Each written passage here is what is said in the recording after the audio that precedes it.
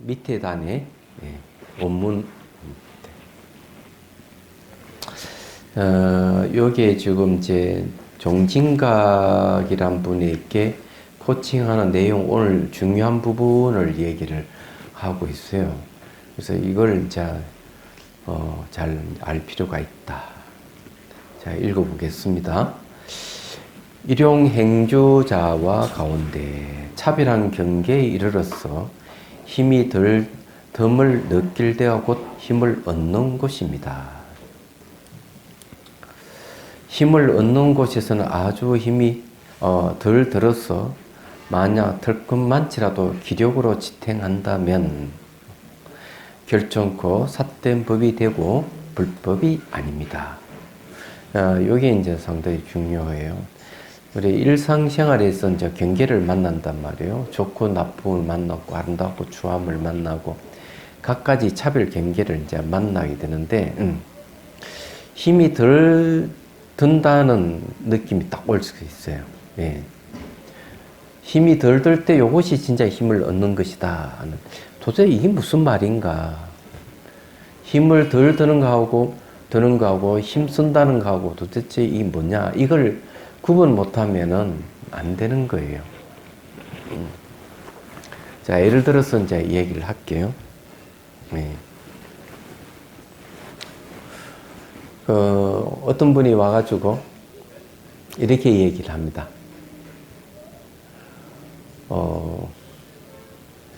자기 동생들을 시집 보내고 장가 보내고 자기 다 했대, 이분이. 그래 찾아와가지고 그 동생들 찾아와서 그 하소연하고 이러면은 같이 희노애락을 느끼면서 그렇게 같이 이제 이 마음을 졸이고 또 기뻐하기도 하고 슬퍼하기도 하고 이랬다는 거예요. 그러다 선방에 앉아가지고 이제 이 이파사나 수행을 하신 분이야. 발생과 소멸을 자꾸 보다 보니까 그 다음에 이 지혜가 생겨가지고 이 소유할 게 아무것도 없네. 집착할 대상은 존재하지 않는구나 하는 걸 알게 됐어.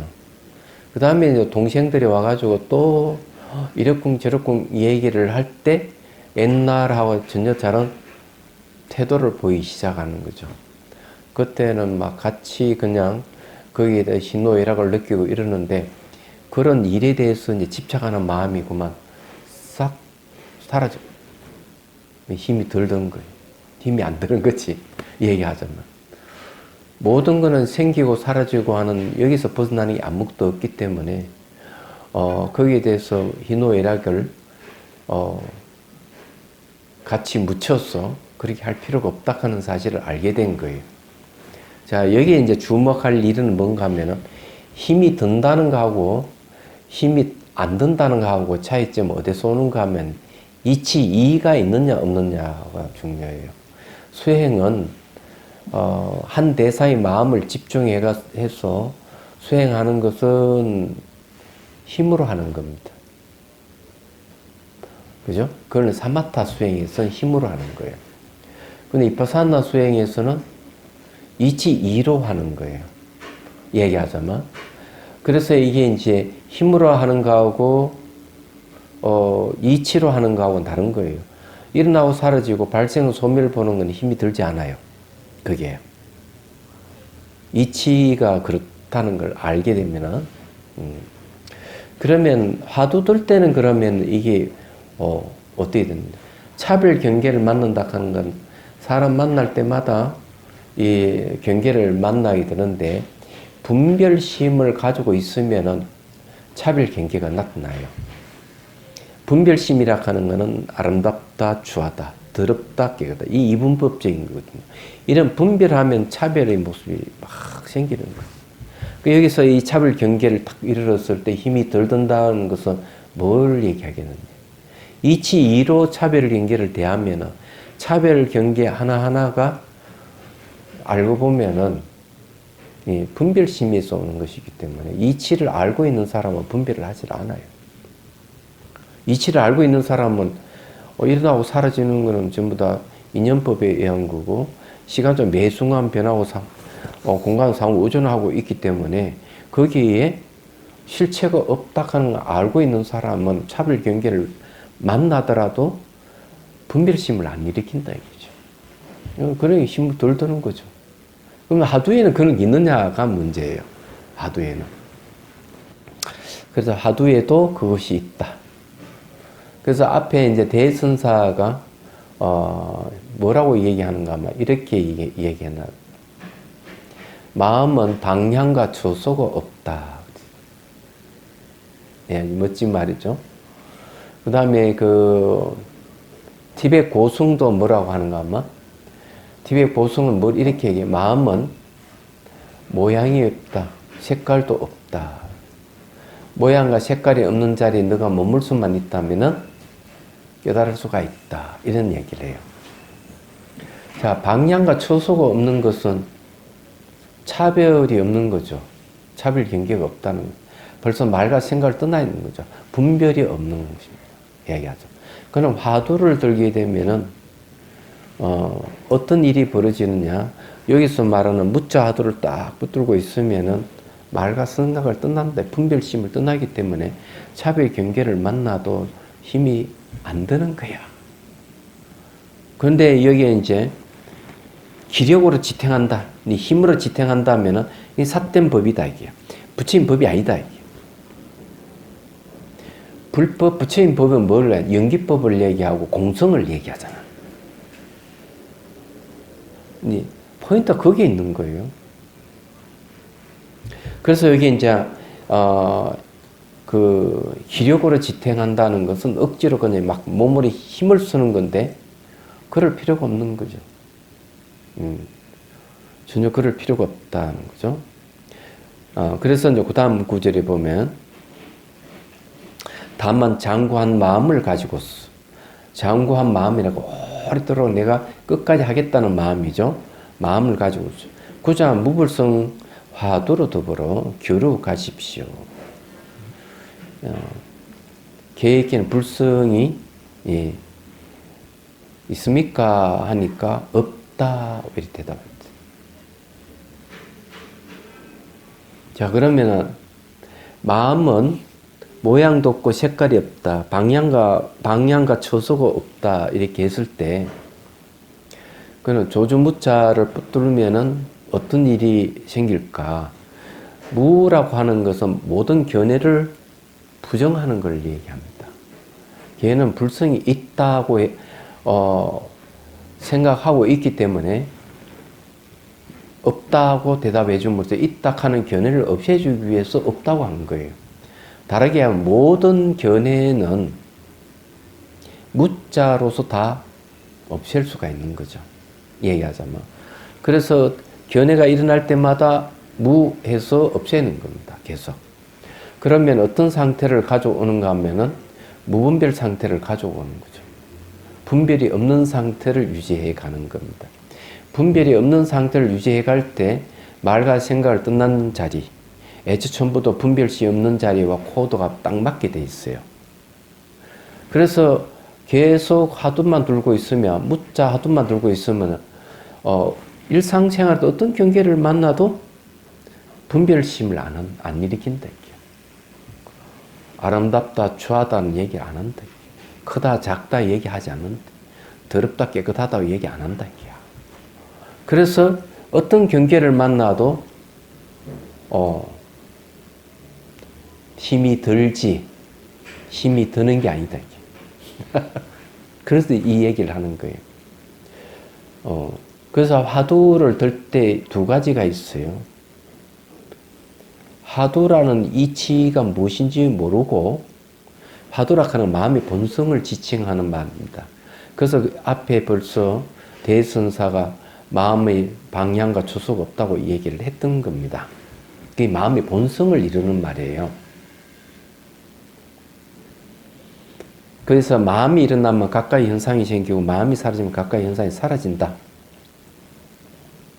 자, 이렇게 대승기신론의 이야기를 하고 있는데 이 화두 드는 법은 대개 마음의 본성을 깨치기 위해서 하는 것이지 다른 이유가 있는 건 아니에요. 그래서 이제 여기서 이 얘기를 하는 것은 구전무불성화를 겨루라 하는 뜻은 마음의 본성을 보라 이런 뜻이고, 무자를 붙들고 있으면은 마음의 본성과 같은 그런 상태가 됐기 때문에 어느 순간 마음 본성을 들어간다 하는 걸 전제를 깔고 있는 거죠, 이게. 그래서 화두를 들 때 두 가지가 있다는 건, 하나는 뭔가 하면은 마음의 본성이 바로 모양도 없고 색깔도 없고 방향과 초소가 없다 하는 알고 하는 것이 있고, 또 하나는 모르고 하는 경우가 있다. 그래서 알고 하는 사람은 이 마음의 본성이 어떻다 하는 알기 때문에 화두를 딱 잡으면 거기에 코도 딱 맞춰서 죽자서 붙들 수 있어요.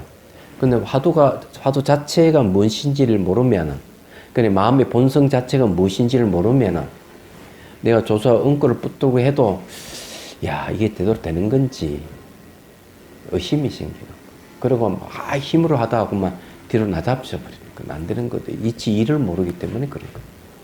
근데 이 화두 들은 방법은 대개 이 마음의 본성하고 코드를 맞추기 위해서 화두 드는 건데, 그게 이제 조사응꾸라 하는 방편을 이용을 하는 거죠.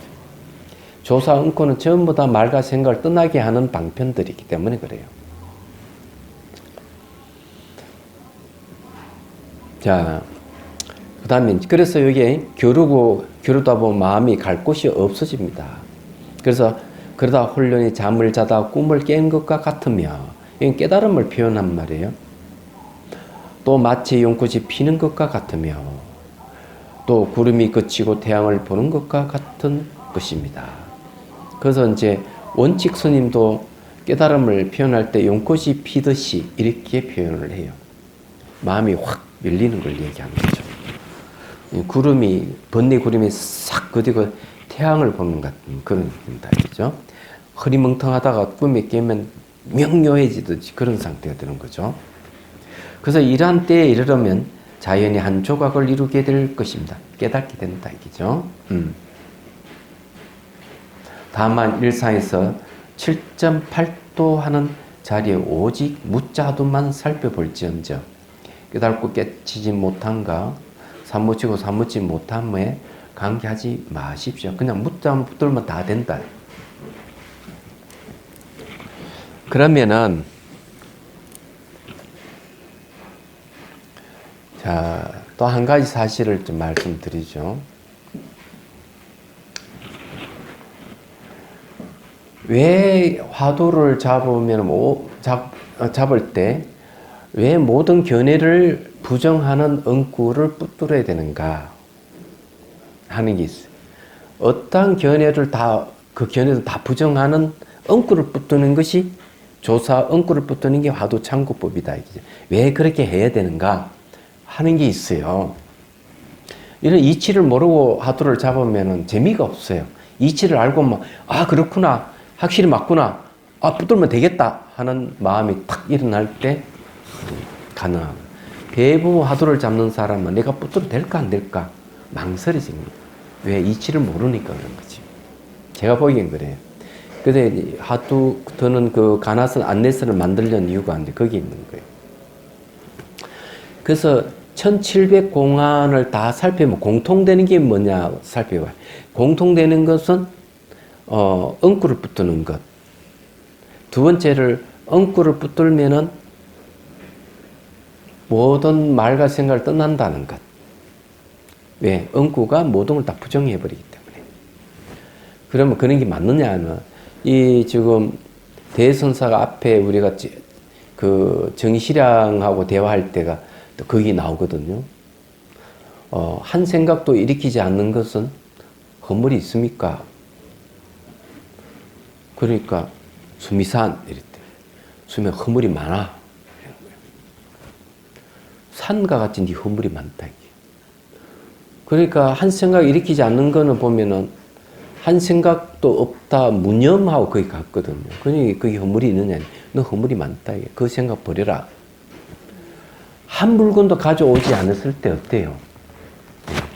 한 물건도 가져오는 무일물이잖아요. 깨달음 내용은 물인물이 한 물건도 없다 하는 게 깨달음 내용이에요. 그게 뭐하고 무소유, 무소득, 얻을 바가 없는 거라든지 소유할 바가 없다는 말은 똑같은 말이에요. 그게 공성이 다른 이름이거든. 그게. 저 깨달았죠? 저 한 물건도 가져오지 않았으면 어떻습니까?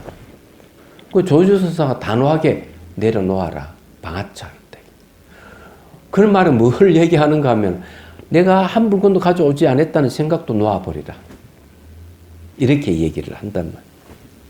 그러면 그와 비슷한 이야기는 그러면은 이 대성의 이 수행에서 없느냐? 있어요.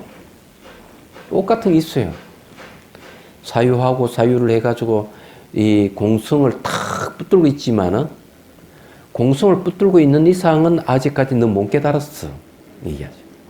그래서 사유할래야 할 수 없는 데까지 가서 선정이 들어가서 너 검정해라. 네 사유하고 있는 이상은 안 돼. 왜 그럴까? 깨달음 내용이 심체 자체의 염을 떠나 있기 때문에 사유한다 하는 건 생각 염이 아주 남아있는다. 안 된다. 이기지. 똑같아요. 한 물건도 가져오지 않았다고 얘기를 하지만 너 한 물건도 가져오지 않았다는 생각이 아직 있잖아. 그 붙들고 있잖아. 한 생각을 일으키지 않는 허물이 나는데 묻지만은 한 생각도 일으키지 않는다는 그 생각을 네 붙들고 있지 않느냐. 그만 놓아버리면 너 깨달을 수 있어. 이런 이야기거든요. 다른 이유가 없어. 그래서 깨달음 내용이 뭐냐 하면은 심체, 마음의 바탕에 원래 생각 염이 없어요. 떠나버렸다. 그 말은 뭔가 하면은 마음에는 홍어같이 두루하다는 뜻이. 텅 비어 얘기하죠. 염이 없기 때문에. 그 누가 얘기하는 대승기신론 깨달음을 얘기할 때 그 얘기. 그래서 원효 스님은 경전을 인용해서 공의 뜻이 열반의 뜻이다 이랬어요. 텅 비인 게 공성을 얘기하고 열반이라 하는 건 마음이 일어나지 않는다. 지혜에 의해 가지고 대상을 인식할 대상이 없다 하는 걸 얘기해요. 예. 그런 거죠. 아니, 그 깨달음 내용이 그거 같다면은, 그에 딱 코드를 맞춰야 되지, 코드 맞지 않으면 못 깨닫는다는 거죠. 그래서 능경이도 똑같이 해야 돼. 생사가 없는 자리에 들어가려면은 생사심을 일으키면 니 못 들어가. 이렇게 얘기하고. 능경이도 똑같은 얘기를 하는 얘기야. 재밌죠, 그죠? 잘 생각해 보십시오. 코드가 맞아야 된대, 코드가. 그 다음에 이제 봅시다. 431페이지. 똑같은 얘기를 합니다. 앞에 내용하고 또, 말은 다른 것 같아. 내용은 똑같은 내용이에요. 3세 모든 부처님은 다만 일이 없는 사람입니다. 일이 없다 하는 건 뭔가 대상 인식 안 한다, 이게야. 인식할 대상이 없다는 걸 얘기를 하는 거죠. 대상이 무상이고 고고 무하고 공인데 거기에 뭐가 있느냐, 내 밖에 따로 있는 게 아무것도 없다 이게야. 그래서 일이 없어요. 소유할 것도 아무것도 없어요. 무소득으로 들어가 버렸기 때문에. 오무소득이라 했죠. 얻을 바가 없음을 깨닫는다 이렇게 했기 때문에 역대 모든 조사들도 또한 일이 없는 사람입니다. 왜 일이 없는지 이제 이유를 얘기해요. 고도히 말하였습니다. 다만 일이 없음만 통달하면 사물을 보고 소리를 듣는데 눈이 멀거나 긴머리가 되지 않는다라고 하였습니다. 일이 없으면요, 예, 뭘 보더라도 마음이 동요가 없다. 자, 눈 먼다 하는 거는 대상의 마음이 따라간다는 거죠. 귀 먼다는 것은 소리에 따라간다는 얘기예요. 근데 그렇지 않다. 개에게 돌을 던지면은 개는 돌덩어리를 따라가지만은 사자에게 돌을 던지면은 사람을 물어버리잖아요.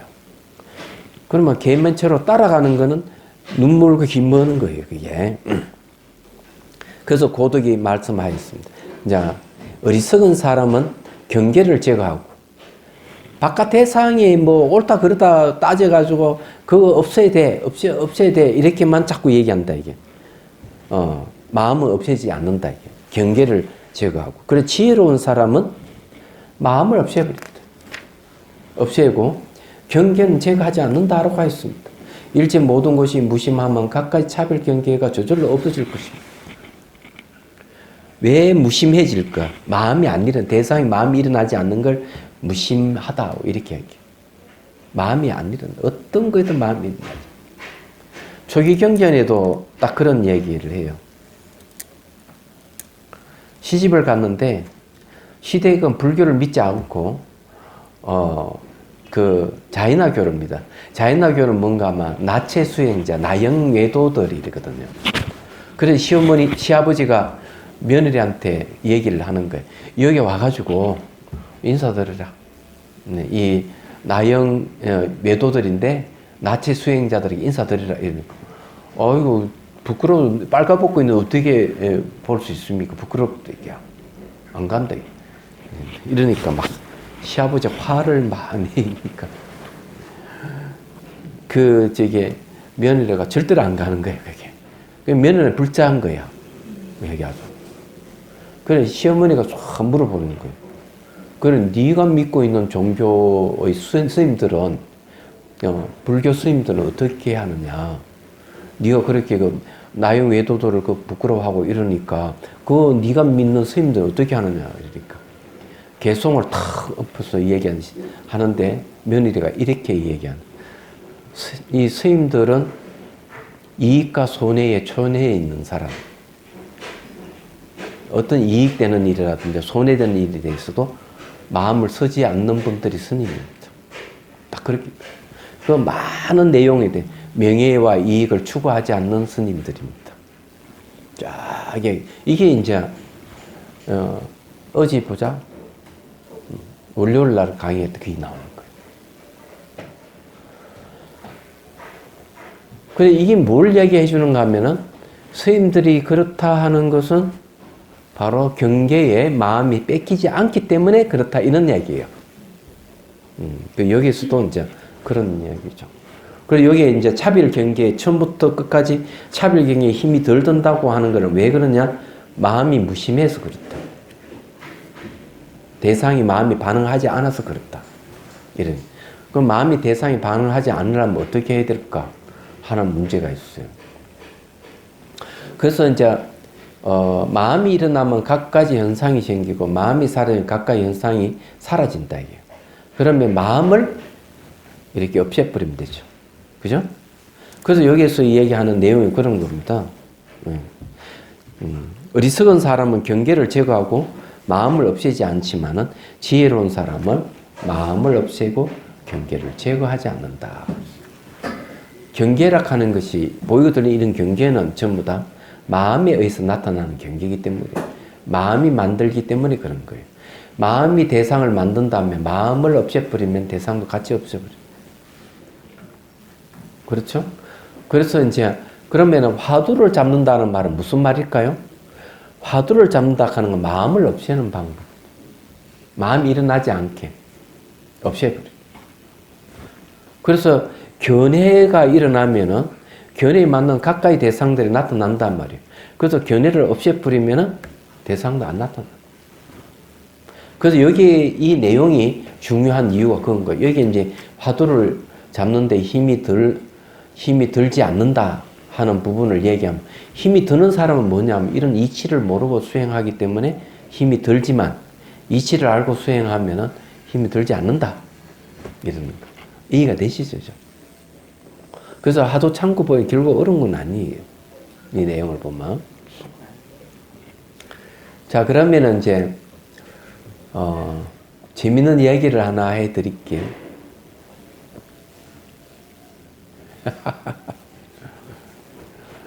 한 스님이 찾아왔는데, 이 스님 늘 선방에 오래 다니던 스님이에요. 그래서 이제 월요일 날 이제 스님들이 이제 초기 불교 스님들하고 이제 차담 시간을 가져요, 월요일 날. 그래 또 화제가 됐던 걸 뭔가 하면, 어느 스님이 자비선사 풍수에 대해서 또 이제 얘기 나왔어. 그게 이제 이러쿵저러쿵 얘기 나왔는데, 이러쿵저러쿵 내용이 뭐냐면은 그런 거예요. 아니, 속풀이 같이 생긴 풍수에 집이 한쪽으로 이쪽에 법당이고 뭔가 한쪽 다 치우쳐 집이 지어져 있으니까 속풀이가 엎어졌다 하는 말에 대해서 이제 스님들 웃으면서 이런저런 막 얘기를 했는데 그 다음날 또 한 스님이 찾아온 거야. 찾아왔는데 이제 그 원장 스님하고 잘 사형사제간의 스님이. 그래서 이제 그 웃으면서 그 얘기가 한번 나왔다고 얘기하니까 이 스님 대뜸 이렇게 얘기하는 거예요. 자, 지금 현재 이제 이 내용하고 비슷한 얘기예요. 뭐라고 얘기하는가 하면 그 풍수 보는 사람들은 육안으로 보기 때문에 육안으로 보면 형태를 논하기 때문에 좋다 나쁘다고 얘기를 하고 그런 수준이 자기 깜냥대로 해석하는 그 수준에서 못 벗어나는 거다. 이렇게 얘기합니다. 그러면서 뭐라고 얘기하는가 하면은 적어도 해안이나 법안으로 봐야지. 왜 육안으로 보고 그러느냐. 사람마다 풍수를 얘기하면 다 다르게 이야기하고 비슷하게 얘기를 하는 거는 형태를 갖고 얘기를 한다. 이게야. 그럼 결국 여기서 얘기한 대로 말하자면은 마음이 어디? 대상이 끌려 있는 거죠. 대상이 끌려서 얘기를 남발하고 있는데 해안으로 법안으로 본다면 얘기는 달라질 것이다. 이렇게 얘기합니다. 그러면은 이런 이 선방수자가 얘기하는 내용을 들어보면은 이게 유사하잖아요. 얘기하자면 이 대상이 이 차별 경계를 대해서 마음을 없애버리면은 경계에 대한 자기 무심해져가 차별 경계를 안 본다. 안 그랬어요? 그렇죠, 그죠? 맨날 대단한 안목에 있으니만 제가 보기에는. 그래서 바로 사물을 어떻게 봐야 될 것인지를 얘기를 해주는 거죠. 예. 자, 이제 봅시다. 432페이지. 요즘 사대부들이 흔히들 급한 마음으로 선을 알고 싶어 해서 경전에서나 조사들의 엉고 가운데서 널리 헤아려 분명하게 설명하고자 합니다. 그러면서 분명한 것이 도리어 분명하지 못한 일인 줄 알지 못합니다. 만약 묻자 하도만 뚫으면 분명한가 분명하지 못함을 다른 사람에게 묻지 않을 것입니다. 이 늙은 사람이 사대부들로 하여금 우둔하기를 가르치는 것은 곧 이러한 도리입니다. 자꾸 경전을 보고 조사 엉구를 가지고 헤아리고 이렇게 하지 말고 실제 수행을 해라. 그런 데서 막 이렇게 분별하지 말고 실제 수행해서 네가 무자를 붙들고 직접 들어가라. 얘기하고자 하는 말은 그런 뜻이에요. 예. 그래서 이제 자꾸 그걸 갖다 엉구를 자꾸 얘기는 경구를 갖고 이래저래 자꾸 얘기를 하지 말고 실제 네가 수행해 보면 된다. 나를 믿고 무자를 들어보시오. 이런 얘기예요, 얘기는. 우둔한 사람을 뽑는데 장원이 되는 것은 싫어하지는 않지만 다만 백지만 내놓을까 걱정이 될 뿐입니다. 한바탕 웃을 것입니다. 그 여기 이제 종진각에게 보낸 답장에서 코칭한 내용이 굉장히 중요한 이야기를 했어요. 화두 드는데 차별 경계를 만나서 힘이 들지 않아야 된다. 이렇게 이제 얘기를. 힘이 들지 않는 건 왜 힘이 안 드느냐 하면 종합해 보면은 어리석은 사람은 경계를 붙들고 마음을 제거하지 못하지만 이 지혜로운 사람은 마음을 제거해 버린다 이게야. 경계를 붙들지 않고. 그래 경계를 없애는 게 아니고 마음을 없애버린다. 그러면 경계에 대해서 마음이 무심해져서 차별 경계를 만나도 아무렇지도 않게 된다. 이렇게 얘기하는 거죠. 그러면 이거 화두하고 연결해 보면 어떻게 되느냐. 화두를 붙들고 있는 상태에는 마음을 제거하는 방법이다. 마음을. 화두는 마음을 제거하는 방법. 경계를 제거하는 방법이 아니다. 이런 뜻이죠. 그래서 이제 조주무자는 뭘 얘기하는 가 바로 견해를 없애는 걸 얘기하는 견해. 그래서 여러분들이 이제 일상생활을 하면서 이 전 세계의 흐름들이 전부 다 보면은 차별 경계를 갖고 얘기를 합니다. 트럼프는 얘기하는 게 이 플로이드라는 사람이 흑인이 목이 졸려 죽었단 말이에요. 그리고 또 경관이 노인을 밀쳐버리고, 그리고 강압적으로 막 제압하려고 이런 거에 대해서 이 주지사들이 이 경찰법을 바꿔야 된다 막 이러는 트럼프는 도리어 뭘 얘기하는가 하면 경찰을 두둔하고 잘했다고 이러니까 막 여론이 들끓고 있는데, 이런 내용을 감아보면은 차별 경계를 갖고 서로 옳고 그름을 따지는 내용들이에요. 얘기하자면 다른 이유가 있는 게 아니에요. 미국에서 일어난 일은, 우리나라에서 일어난 일도 참 코로나에 대한 그런 모든 전 세계 다 보면은 이 눈에 보이는 이 경계를 갖고 다 얘기를 하는데, 선사들은 눈에 보이는 경계를 갖고 얘기하는 게 아니고 이런 경계들을 전부 마음에서 나오는 거니까 마음을 제거해버리라.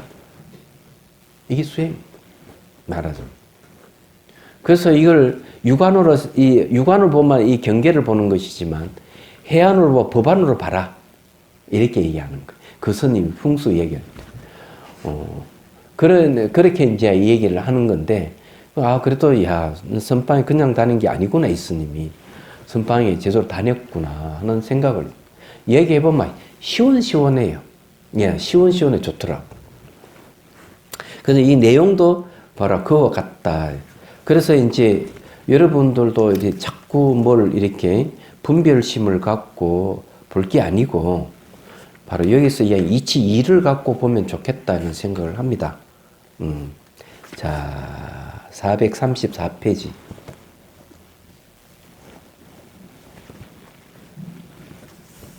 자, 이참정, 태바라께 보낸 답장. 이참정은 이분은 벌써 깨달음을 얻으신 분입니다. 앞에 한번 나왔죠. 이참정 이야기는 재밌는 게 그런 얘기예요.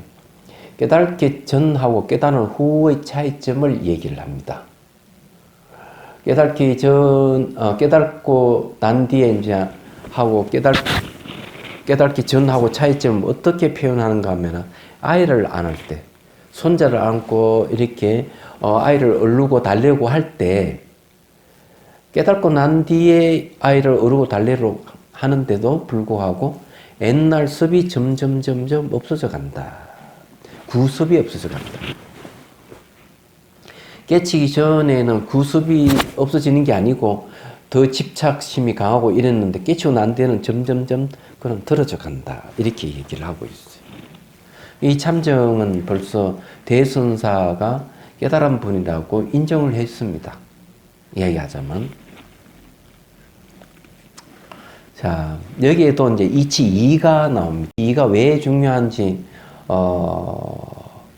어느 그사가 그 대구의 그 사림의 이 하도 창구에 대해서 강의해달라 해서 가서 얘기를 해줬는데, 한 분 이렇게 얘기해요.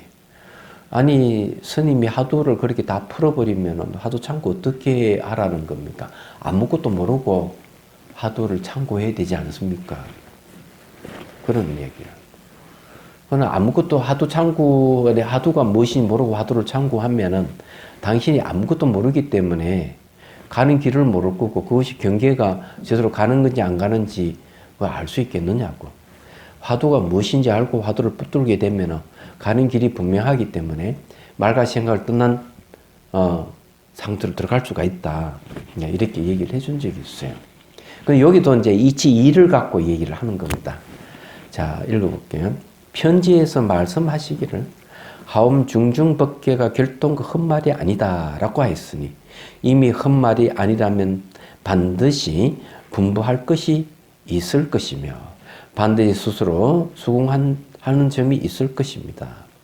편지를 읽다가 여기에 이르러 감탄하고 찬탄함을 오래 하였습니다. 예.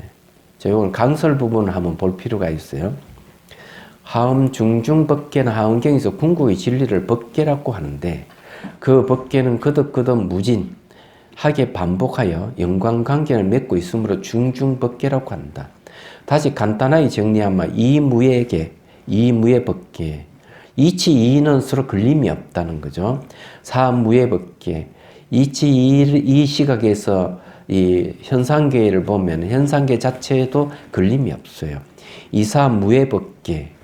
이치 이는 뭔가 불변을 이야기하고 사무할 때 사는 수연 인연을 따르는 걸 이야기합니다. 그렇지만 서로 걸림 없는 거는 똑같이 자성이 없기 때문에 자체 성품이 없다. 이무의 이에도 자체 성품이 있고 사무의 사, 일사자, 현상에도 뭐가 없느냐? 자체 성품이 없다. 그래서 서로 걸림이 없다. 사사무의 법계라 하는 거는 이런 현상, 사락하는 현상을 하는데 현상마다 다 알고 보면은 상호 오존 관계를 갖고 있으면 자체 성품이 없어요. 그럴 이 현상마다 걸림이 없다 이게요. 그런 법계 네 가지로 표현하기도 한다. 즉 일체법이 본래로 걸림이 없이 대자유, 대해탈로 존재한다는 뜻이다. 모든 법의 이러한 존재 원리가 진실한 가르침이라는 사실을 장주가 깊이 깨달아 알고 있으므로 대선사가 감탄하고 찬탄함을 오랫동안 하였다는 것이다. 자, 이거는 뭘 이야기하는가? 안목을 이야기하는 거예요.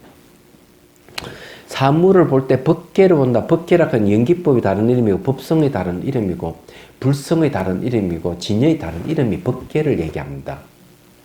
그래서 이건 뭘 이야기하는가? 우리는 마음을 얘기하면은 뭔가 이 육체와 상대되는 마음이라든지 이 물질과 상대되는 마음을 얘기하는데 그게 아니에요. 불교에서 말하는 마음이라고 하는 건 이 법계를 얘기하는 거예요. 삼남 온 우주를 다 통틀어 다 얘기를 하는 거예요. 예, 그 자체 법계다고 하는 거예요. 그래서 이제 이 깨닫게 되면은 우리 깨닫는 데에는 뭐가 필요하냐면은 이 육안의 세계는 되게 좋고 싫어하는 게 분명히 있어요. 모양이 있고 색깔 있고 막 이러는데 해안으로 들어가면은 이 지혜의 눈이라고 하는 깨뚫어 보는 게 특성이에요. 그래서 이 해안에는 뭐가 필요한가? 분석이 필요해요. 분석. 그래서 이게 이제 요 찻잔을 보고 찻잔은 실체가 없다 하는 거 어떻게 아느냐? 그냥 실체 없어 이렇게 하면은 사람들이 이것을 이해가 안 되기 때문에 실체 없음을 얘기할 때는 이렇게 얘기하는 거예요. 이거 분석하는 거예요. 이 분석하는 게 해안이 필요한 거예요. 그래서 흙에다가 물을 넣어 반죽을 하고 모양을 만들고 그 다음에 이제 그늘에 말리고 그 다음에 이제 이걸 유약을 한번 첩을 해가지고 굽어낸답니다. 굽어내가 그림을 그린대요. 그 그림을 넣고 이런 문양을 넣고 다시 유약을 바르고 다시 굽어내면 이런 모양이 나온다는 거죠. 그러면 이건 찻잔 애초 처음부터 존재한 게 아니고 여러 가지 요소로 이루어진 거예요. 얘기. 요소로 이루어졌기 때문에 이건 실체가 없는 거예요. 애초 처음부터 존재하는 게 아니라 결합체이기 때문에 그럼 던지면 탁 깨지는 그런 실체가 없다. 이렇게 보는 게 해안이에요. 제 눈으로 이 세상을 보면은 다 실체가 없다 이거죠. 말하자면. 근데 법안은 달라요. 법안은 뭔가 하면은 법계라는 말을 쓰고 법신이라는 말을 써요. 법법자 씁니다. 그러면은 그거는 법안의 세계예요. 그는 법안의 세계는 이렇게 표현하죠. 심체에는 염을 떠났다. 떠난 모습은 호근계와 같이 두루두루하다. 이게 두루두루해서 하나의 일법계에 지나야 된다. 모든 하나의 법계다. 이렇게 얘기해요. 이 법계는 바로 열의 평등 법신이다. 열의 평등 법신은 이 법신은 바로 뭘 의지해 있느냐? 이걸 의지해서 본각 본래 깨 있음을 얘기한다. 깨달음을 얘기한다. 이렇게 대성기 신론에서 설명하고 있어요. 내용을 보면. 그럼 여기에 이제 첫 번째 나타나는 게 뭐냐면 니는 망념, 이 마음 움직임이 없어버리면은 이게 바로 이제 호응의 세계와도 두루두루한데 이게 법계야. 한 법계라, 일법계라는 거죠. 우리는 법계는 10법계가 있는데 10법계 하나의 법계라고 하는 공동체를 얘기하는 거예요. 이 해안은 이 사물의 본질을 깨뚫어 들어가는데 깨뚫어서 완전히 깨뚫어 보니까 다시 마음이 온 우주를 다 덮어버리는 거예요. 들어갈 때는 작았는데 나올 때는 온 우주가 그냥 마음이야. 그게 법계고 그게 법신이라는 거죠. 평등한 열의 법신이라는 거죠. 그게 본래 깨달음이라는 거죠. 중생이 깨치거나 못 깨치거나 관계없이 우리는 깨달음 속에 살고 있는 것이다. 그래서 처음 깨달아가는 깨달음이나 완전한 깨달음을 얻었을 때 깨달음이 같은 깨달음이다. 이렇게 얘기를 해버리는 거예요. 말하자면. 이런 걸 이제 법안이라 그래요. 근데 불 안으로 가면, 부처의 눈으로 가면 좀 달라져. 불 안은 뭐가 더 자비가 들어가요. 자비가. 그 열의 평등 법신을 얘기하는 것은 반드시 색신을 나타내기 위해서, 중생구제하기 색신을 나타내기 위해서 법신을 얘기를 하는 거예요. 대성에서 얘기하는 이유가 그거예요. 그럼 이렇게 와버리면은 벌써 달라져요. 예. 이 부처의 눈으로 와버리면 이제 중생의 연민으로 보면 끝없이 중생 구제하는 쪽으로 가버려요. 이게 불안이에요. 이야기하자면. 천하는 뭔지 잘 모르시죠, 천하는. 하늘의 눈은 천상계에 있는, 있는 분들은 전부 다 천안을 가지고 있대. 천안은 대개 미래에 일어날 일들, 인과를 너무 잘 아는 것을 갖다가 천안이라 그래요. 얘기하자면. 멀리 있는 거 가까이 보는 것도 천안이지만은, 그거는 수준이 좀 낮은 거고, 진짜 수준은 미래의 일을 갖다가 아는 거야. 현재 멀리 있는 거 가까이 보는 것만이 아니고, 미래에 일어날 일들을 아는 거예요. 인과를 아는 걸 얘기하는 거예요. 그러면 과거의 인과를 아는 건 뭡니까? 숙명이잖아요. 숙명통을 얘기하죠. 그런 걸 얘기를 하는 거예요. 그래서 이런 게 이제 대개 천안은 이제 뭐하고 관련되는, 선정하고는 보통 선정하고 관련됩니다. 선정의 힘이 있으면은 그 천안이 생기죠. 근데 해안이라는 법안은 선정하고 관계없이 수행을 해서 얼마든지 얻을 수가 있다. 이게. 말하자면. 그래서 세상을 어떻게 봐야 되느냐 하는 문제가 있는 거죠. 그 세상을 보는 것은, 되도록이면 해안이나 법안은 시각을 봐야 되지, 유관의 시각을 보지 말자. 이게 내용은 다 그런 내용들이에요. 보면은. 이게 오안에 대한 이야기는 어디에 나옵니까? 금강경에 나오잖아요. 그래서 이제 안목이라 그러는데, 안목. 눈 안자 들은 게 안목이에요. 유관의 안목을 가진 사람하고, 천안의 안목을 가진 사람하고, 해안의 안목을 가진 사람하고, 법안의 안목을 가진 사람하고, 불안, 부처의 눈의 안목을 가진 사람, 차원이 다 다른 거예요. 이야기하자면. 그래서 여러분들이 우리가 이런 공부하는 건 대개, 이 어록에서 이야기하는 거는 전부 다 해안이나 법안에 대한 이야기라 보면 틀림없는 거예요. 그렇기 때문에 수준이 굉장히 높죠. 그래서 이게 하엄경에서 말한 이 하엄 중중 법계락하는 거, 깨달음 내용을 얘기를 하는 거예요. 그러면 이거하고, 이제 이야기가 없어요. 이거하고 화두 참고하는 거 어떻게 매체가 되느냐 하는 게 상당히 중요해요. 얘기하자면. 그래야만 우리가 이 하엄경에서 얘기하는 걸 우리가 이해를 할 수가 있죠. 자, 435페이지로 갑니다.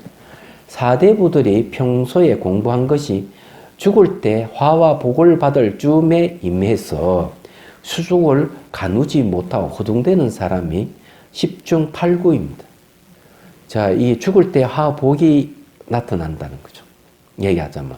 그래서 막, 이 허둥하면서 10중 8구는 그냥 꼼짝 못하는 거, 그게요. 마음이 왔다 갔다 하는 거죠. 얘기하자면. 자, 이게, 그러면 사대부들만 그렇게 했어요. 스님들도 그런 분 계시죠. 그래서 큰 스님들은 입적하실 때 어떻게 했는가 하면은, 구자, 산자 큰 스님 같은 경우 얘기 들으니까, 나를 병원에 보내지 말고 주사바늘 내 몸에 꽂지 말아라. 와, 대단한데? 큰 스님. 내가 허둥대는 법이 없어요. 깨달으신 분의 특징이 아닐까? 그 구자, 산자 스님은 정진할 때도 보면, 그 결제 중에 정진을 하는데 같이 정진하던 스님이 한 번 돌아가셨어. 그래서 다들 구산 스님 보고, 당신 도반이니까 당신이 어떤 좀 염불 해가지고 죄를 좀 올리는 어떻게 했냐, 전도를 하는 게 어떻게 했냐 이러니까 딱 이렇게 얘기해. 내가 아직 경계가 없는데 내가 지금 그 전도한 내게 힘이 있겠습니까? 내가 정진을 좀 하고 하겠습니다. 그건 시신 옆에 두고 정진을 하는 거. 그래가지고 그 다음에 그걸 했대. 큰 스님 뭔가 좀 달라요. 이게 허둥댄다 하는 거하고 우리 비교해보면 알 수가 있는 거죠. 그래서 이게, 우리가 수행이라 하는 게 수행용 그런 데 나타나는 거죠. 자, 그들의 행위를 생각해보면 서너 집 사는 시골 구석에 아무리 일이 없는 사람이 부귀나 비천에 그 마음이 골몰하지 않는 것만 못합니다. 서너 집 사는 시골 구석에 사는 사람보다 못하다 이게야.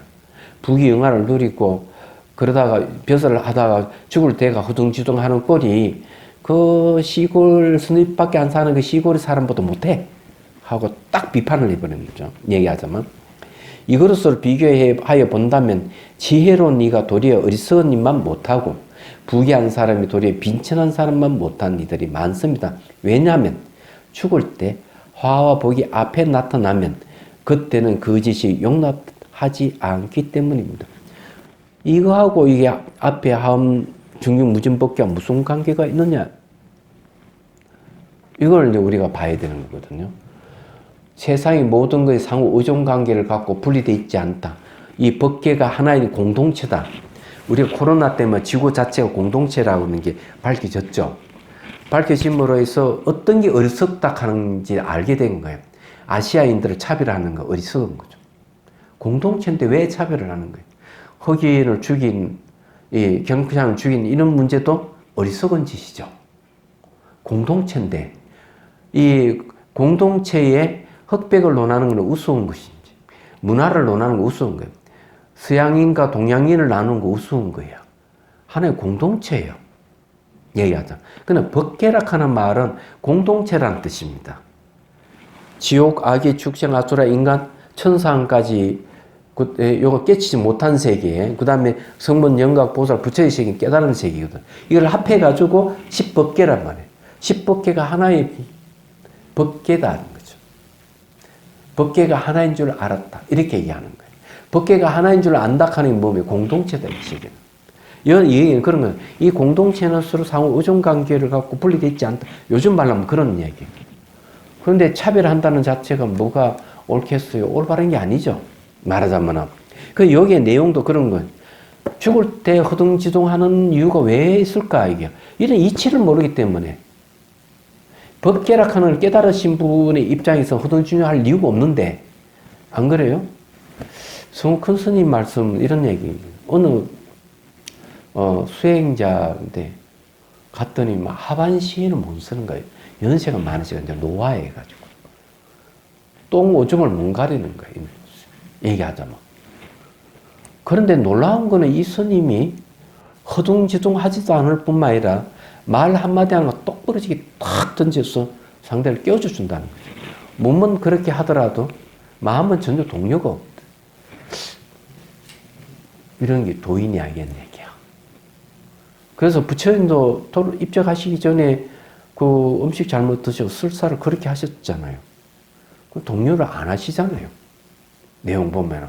그래서 이게 몸하고 마음하고는 이 사람이 분리시킬 수 있는 능력이 계시는 분이라고 봅니다. 얘기하자면. 자, 그 다음에 이제 보죠. 436페이지로 갑니다. 자, 밑에 단위에요.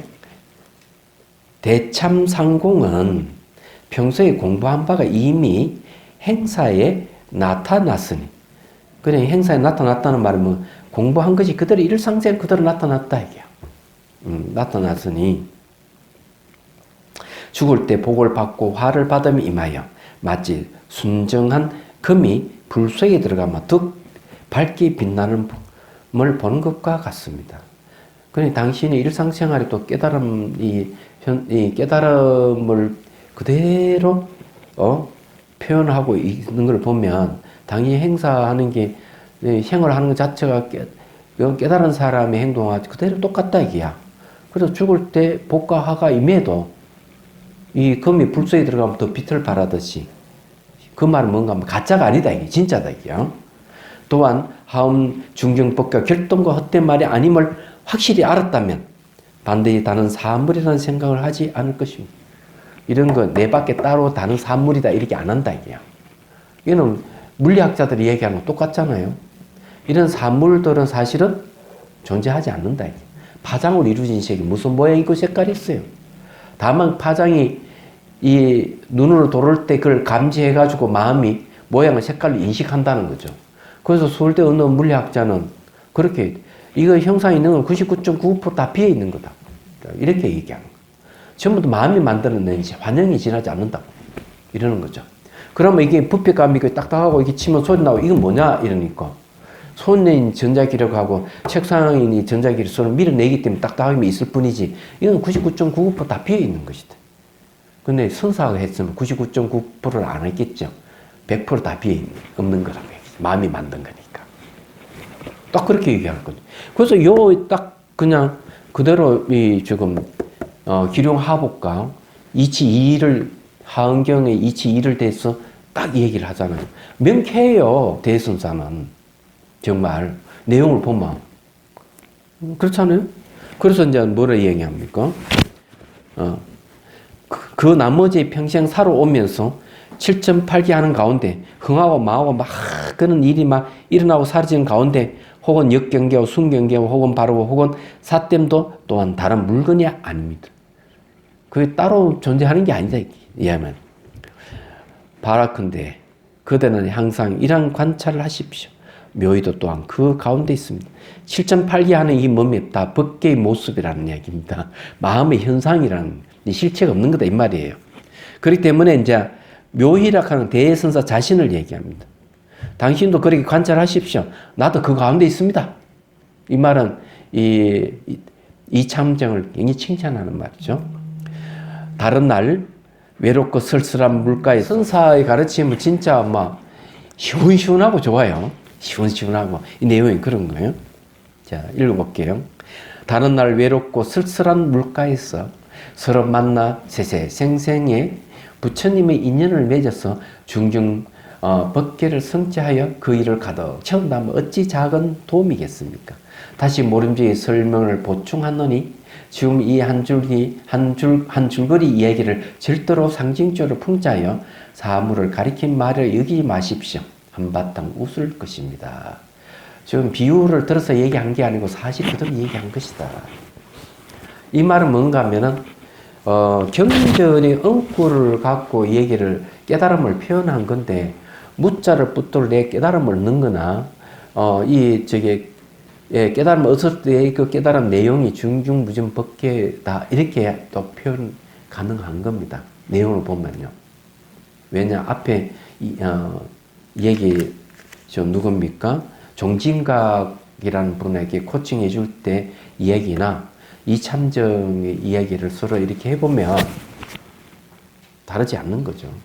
그래서 우리가 항상 살아갈 때 깨뜨려 볼 수 있는 심한은 우리가 생겨야 돼요. 심한이 생기지 않으면 해안이라든지 법안을 논할 수가 없어요.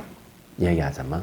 그래서 항상 육안을 갖고 하는 건 육안의 세계는 차별 경계 속에 살고 이분법적인 세계입니다. 그래서 뭐 생로병사 확연히 있고 희노애락이 분명하게 있는 세계지만은 해안이나 법안을 가지고 있으면은 얼마든지 거기서 벗어날 수가 있대. 차별 경계에 마음이 끄달리지 않고 자유롭게 될 수 있다는 걸 얘기를 합니다. 그리고 이런 화와 복이 닥쳤을 때도 마음의 동요가 없이 항상 이치 법계로서 볼 수가 있대. 이 법계라는 말하고 마음을 없애지 경계를 없애지 않는다는 말하고 같은 이야기입니다. 왜? 법계에 달한 이름이 마음의 본성을 얘기하기 때문에. 제가 얘기했잖아요. 깨닫고 나면 삼남만도 온 우주가 자기 마음이고 그게 중중무진 법계라는 사실. 그래 한경에서 이렇게 과거 현재 미래의 모든 부처님을 알고자 하는가. 그래 묻고는 법계의 성품을 관찰해보라. 모두 마음이 만들었다 하는 것을 안다는 거죠. 그러면 결국 다른 말은 마음이 만든 세계는 뭐냐? 거꾸로 하면은 중중무진 법계다. 마음이 만든 세계는 상호 의존 관계를 갖고 있는 세계다. 연기의 세계고 법계다. 이렇게 얘기하는 거예요. 한경에서 하는 거. 그래서 너무 어렵게 생각할 필요는 없어요. 자, 이 내용들이 뭐 좋습니다. 438페이지는 다음 시간에 하겠습니다. 벌써 1시간이 훌쩍 갑니다. 질문 밖에 3분 여유가 있습니다. 이모의 사모에가 자세히 좀 알려주세요. 예? 이모 사모에 그걸 자세히. 예. 이치이라고 얘기하는 이치는 그게 없어요. 모양이나 색깔이 없는 걸 이치이라 그래요. 그럼 이치이를 그렇게 얘기해요. 또 한편은 이치이라는 말은 모든 존재에 공통되는 걸 이치이라고 얘기합니다. 그래 예를 들어 가지고 시간적으로 변한다. 사람도 변하고 건물도 변하고 이 대한민국 변하고 우주가 변하잖아요. 변하는 것에 이치이에 속하는 겁니다. 또 현상인도 다 상호 의존 관계돼. 인간은 뭔가 마음 상호 의존 관계돼. 건물도 이런 건축 자재를 의존하고 있고 서울시도 그렇고 대한민국도 우주도 그렇잖아요. 공간적 상호 의존하고 있는 건 이치이에 속합니다. 근데 시간적으로 변하고 공간적 상호 의존하고 있는 내재한 실체가 없는 공을 얘기합니다. 공은 자기부터 온 우주가 다 똑같아요. 그걸 이치이라 그래요. 그걸 이치이는 뭔가 하면 한마디로 자성이 없다, 자체 성품이 없다, 비어있다 이런 뜻이에요. 그러면 현상은 뭡니까? 모양을 갖고 있는 거는 똑같이 이치이와 같은 성질을 갖고 있어요. 모양이 설사 있다 하더라도 시간적으로 변하고 공간 상호 의존하고 내재한 실체가 없어요. 그렇기 때문에 용어 자체는 용어 사입니다. 사. 일사자 해가지고 모양이잖아요. 근데 이 안에 뭐가 있습니까? 실체가 없다는 이치이가 같이 포함되어 있는 거예요. 이게. 그래서 이와 사가 분리되어 있는 게 아니죠. 그래서 반야신경에서 색적 시 공하면 색은 사를 얘기하고 색적 시 공은 이를 얘기하는 거예요. 얘기하자면. 그래서 이와 사가 분리되어 있지 않고 같은 걸 얘기하는 겁니다. 같다고 이야기하는 다른 말은 걸림이 없다 이렇게 표현하는 거예요. 얘기하자면. 그러나 이가 뭐고 사가 뭐지 명확하게 이해하면은 사사무예 법계까지 다 알 수가 있는 거죠. 그럼 이해가 되시죠? 잘 모르겠어요. 사락하는 것은 형상을 얘기해, 형상. 그죠? 형상은 사를 얘기하고, 이치이락하는 것은 이건 실체 없음을 이치이라고. 왜 이게 실체 없느냐면 던지면 깨지니까. 여러 가지 그 결합체가 돼 있거든. 형상이 있는 건 다 결합체예요. 결합체는 실체가 없어요. 실체가 없는 건 이치이를 얘기해. 모든 존재 공통되는 거예요. 현상은 뭡니까? 현상은 사를 얘기하는 거예요. 그래서 이와 사 같이 있는 거예요, 항상. 모든 존재는 이이면서 동시에 사예요. 이와 사는 분리되어 있는 게 아니다는 뜻입니다. 걸림이 없다 하는 것은 이와 사의 관계는 분리되어 있지 않다 이런 뜻이에요. 인간은 몸이잖아, 몸. 그죠? 몸은 사입니다, 사. 형상이 있는 거죠. 근데 이 몸은 어때요? 생로병사를 겪죠. 생로병사를 겪으면서 실체가 없죠. 그건 이치이에 속하는 거예요.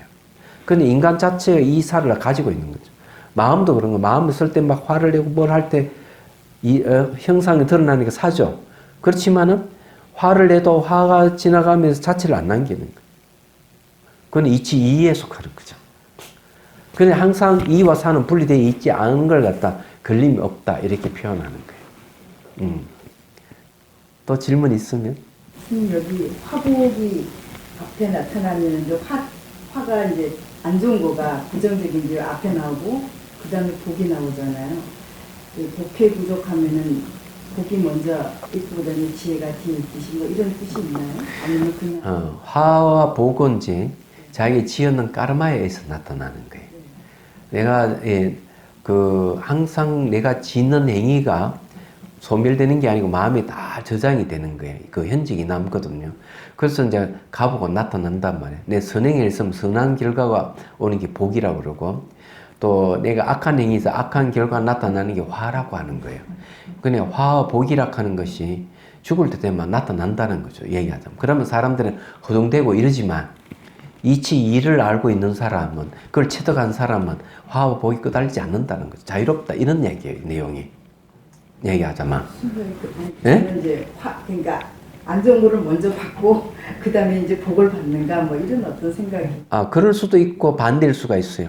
화를 받고 난 뒤에 복이 올 수도 있고 복을 받고 난 뒤에 화가 올 수도 있고 하는 그 사람은 지연의 시기라든 이런 거와 관련이 있는 거예요. 얘기가. 그게 정해져 있는 건 아니란 말이에요. 그렇다고 보시면 되는 거죠. 자, 10분 휴식하겠습니다.